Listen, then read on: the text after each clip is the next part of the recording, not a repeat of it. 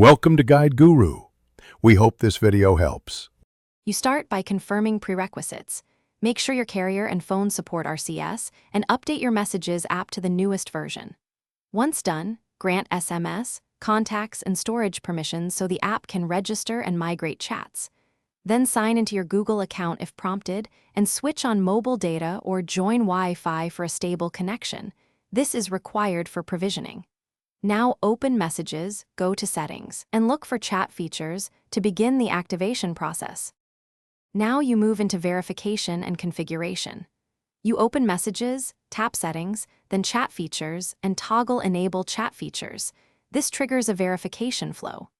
The app will verify your phone number by sending an SMS or via automatic carrier provisioning, which may take up to a minute. While you wait, make choices about name, profile photo, and whether to back up and sync Messages with your Google account. These choices control how your RCS identity appears and how Messages restore across devices.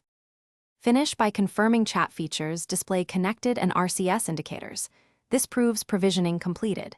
You should test by messaging another RCS user and expect typing indicators, read receipts, and higher quality media. If features fail to appear, restart your phone, toggle airplane mode, or reset network settings. These steps clear stale provisioning. If verification repeatedly times out, make sure carrier RCS is enabled on your rate plan. Then try provisioning again. Contact carrier support only after these troubleshooting steps fail.